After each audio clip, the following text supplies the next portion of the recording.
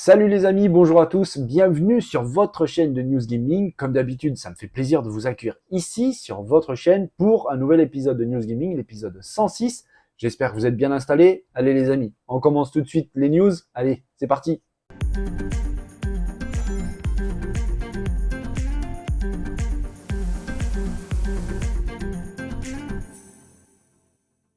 Le 6 septembre prochain approche et le 6 septembre, Starfield arrive sur console Xbox Series et sur PC. Et certains sont un peu plus pressés que les autres de voir arriver le jeu de Bethesda et n'ont pas attendu vraiment pour essayer d'en apprendre beaucoup plus, quitte à travailler sur le jeu avant que le jeu soit sorti pour en apprendre beaucoup plus. En fait, il faut savoir que un utilisateur de Reddit du nom de ASD8 DH8D a publié un document de 44 pages avec une explication ultra détaillée sur l'arbre de compétences de Starfield. Et en fait, c'est un travail absolument, j'allais dire phénoménal, mais ça va même plus loin que ça, c'est absolument gigantesque, colossal. Il a travaillé 200 heures pour pouvoir reproduire avec la plus grande précision possible tout l'arbre de compétences de Starfield suivant toutes les classes que pourront atteindre votre personnage dans le jeu. C'est un travail de dingue. En fait, il s'est basé sur toutes les vidéos, tous les interviews, tous les trailers, toutes les captures d'écran qui ont fuité sur le jeu avec des vidéos officielles ou pas officielles. En tout cas, il a utilisé tout ce qu'il pouvait utiliser pour reprendre le plus de détails possible, pour tout recompiler et puis en sortir un arbre de compétences le plus fidèle possible à ce que sera le jeu, alors que le jeu n'est même pas encore sorti. Il a déclaré « Vous trouverez ci-dessous le résultat d'environ 200 heures de travail minutieux de rétro-ingénierie du système de compétences de Starfield. Notez que chaque élément d'information que vous voyez ici a été vérifié individuellement et soigneusement recoupé avec toutes les séquences, interviews et autres informations officielles disponibles afin d'augmenter la probabilité d'une représentation précise de chaque compétence. J'ai pris pour référence les précédents systèmes de compétences de Bethesda, mais je reconnais également que de nombreuses idées incorporées dans Starfield seront totalement nouvelles. Ceci étant dit, je suis assez confiant dans le fait qu'il s'agit de la meilleure façon de révéler ce que fait chaque compétence sans avoir accès au jeu final. Franchement, c'est réussi. En fait, il y a 5 compétences dans Starfield qui sont physique, social, combat, science et technologie. Et il s'est pas arrêté seulement à l'arbre de compétences. Il a été beaucoup plus loin en fait. L'arbre de compétences, je vais vous le montrer. Il est juste là. On voit ici un travail absolument dingue avec donc toutes les compétences et leur développement via l'arbre. On le voit sur le physique, le social, combat, science et tech. C'est un travail de malade et il a été encore plus loin parce qu'en fait, je vous l'ai dit au tout début, il a édité un document de 44 pages qui est visible via Google Doc et c'est un travail de malade. Je vais vous le mettre dès le début parce qu'en fait, j'étais en train de le regarder tout à l'heure et c'est vraiment un travail colossal. Le voici le document où il a absolument tout détaillé. Donc, il a mis l'arbre de compétences, toutes les explications de son travail, les levels différents de chaque compétence, avec ici par exemple la physique, le physique de votre personnage, avec le niveau novice, le combat rapproché, l'endurance bien évidemment, la discrétion, le niveau avancé, le niveau expert, le niveau master qui vous donnera accès aux attaques neurologiques, à la régénération, et il a mis en même temps, il a travaillé aussi sur les ajouts, les différents paliers que pourront vous faire passer les compétences propres à la recherche que vous avez effectuée et au gain que vous avez effectué au niveau du jeu. C'est un travail de malade avec bien sûr tous les autres arbres de compétences, par exemple ici le social, et ainsi de suite, et ainsi de suite. 44 pages de travail de malade mental. Franchement, certains fans, en fait, mériteraient un autre adjectif parce que fan, c'est vraiment trop léger. Il aurait voulu trouver un boulot chez Bethesda ou Xbox, il se serait pas mieux débrouillé que ça, franchement. Vraiment, c'est un travail de fou. Bravo à lui. Ça montre bien un petit peu la hype qu'il y a autour de Starfield, qui est attendue par vraiment beaucoup de monde. Et oui, il y en a certains qui sont même pas capables d'attendre en fait que le jeu arrive. 6 septembre, pourtant, c'est pas si loin que ça. Mais non, il a fallu qu'il travaille 200 heures pour nous pondre un arbre de compétences absolument fou. 200 heures de boulot pour ça. Ça force le respect quand même.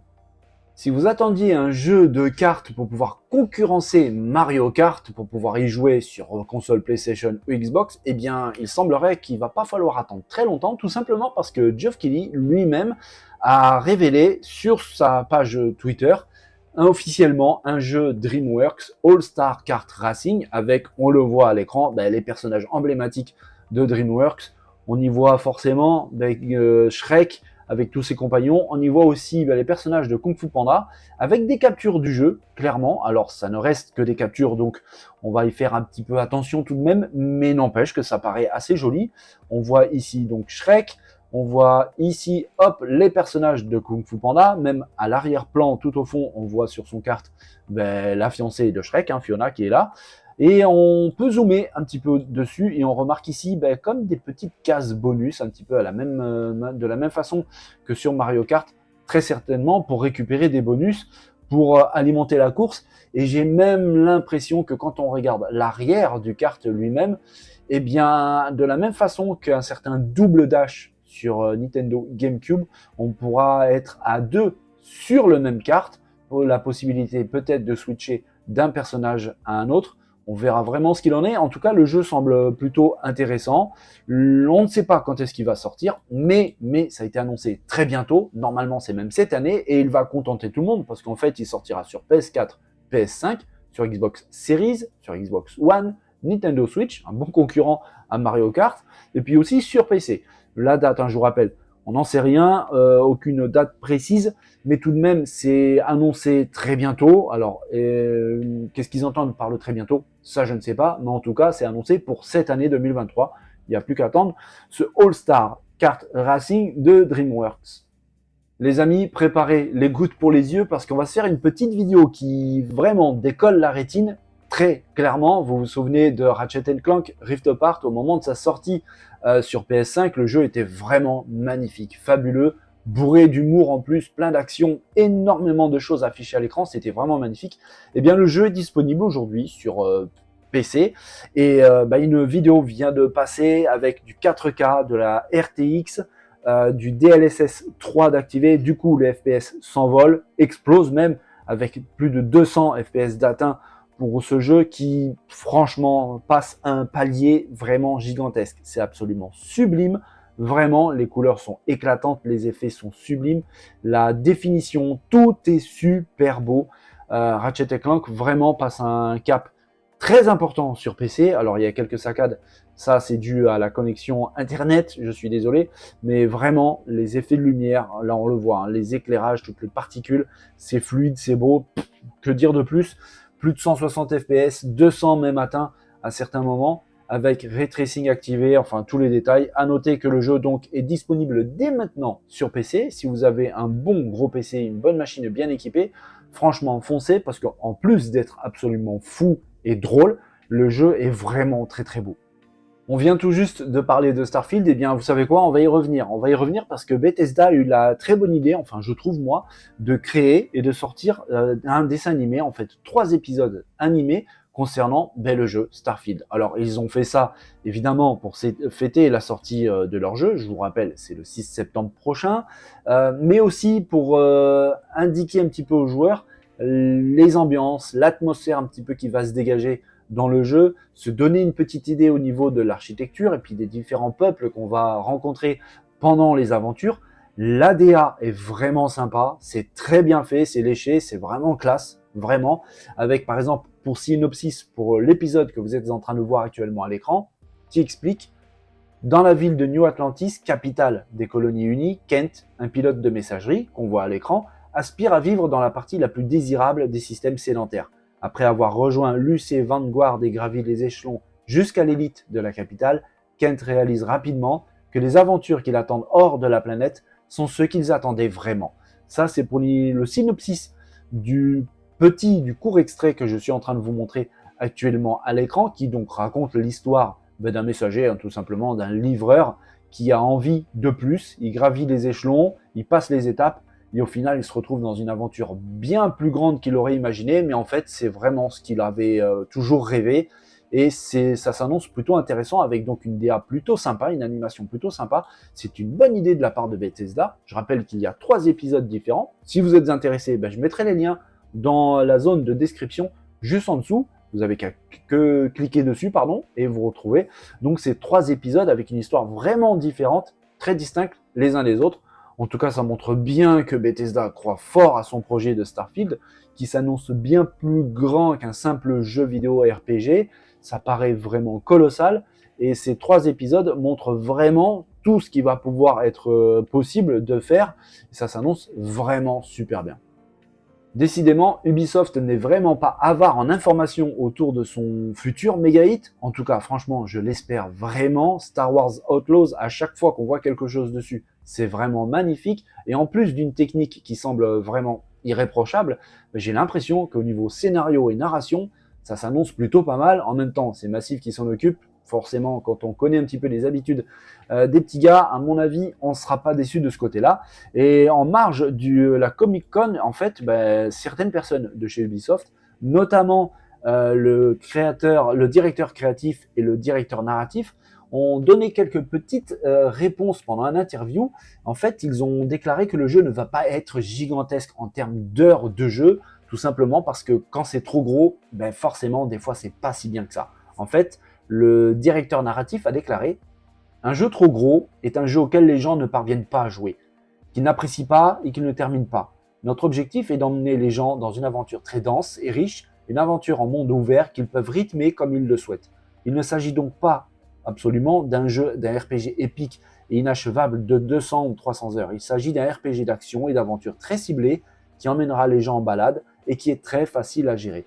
On voit ici vraiment la direction, j'ai envie de dire, des développeurs d'Ubisoft, d'emmener le joueur vers un jeu riche, oui, avec énormément de choses, mais que ça reste agréable. C'est vrai que par le passé, avec certaines productions d'Ubisoft, on se souvient de certains Assassin's Creed où le monde était trop grand, où l'action pouvait un petit peu se déliter, ça devenait un petit peu redondant, et au final, le joueur pouvait perdre du temps, tout simplement, et s'ennuyer dans le jeu, et au final, ne plus le finir, ne plus y jouer. C'est ce que veut absolument éviter Ubisoft. Le développeur a beaucoup d'ambition dans le titre. Déjà, techniquement, on voit quelque chose de très réussi. On a appris que les planètes à visiter seront tout de même, franchement, très très grandes. On a appris qu'au niveau de la narration, ça va se révéler, en tout cas pour l'instant sur le papier, très intéressant, avec des choix au niveau de certaines discussions qu'on aura avec certains personnages, mais qui auront un impact très important sur la suite de l'aventure et du scénario. Ça permet d'imaginer franchement un jeu très intéressant, avec un développement scénaristique vraiment pas mal.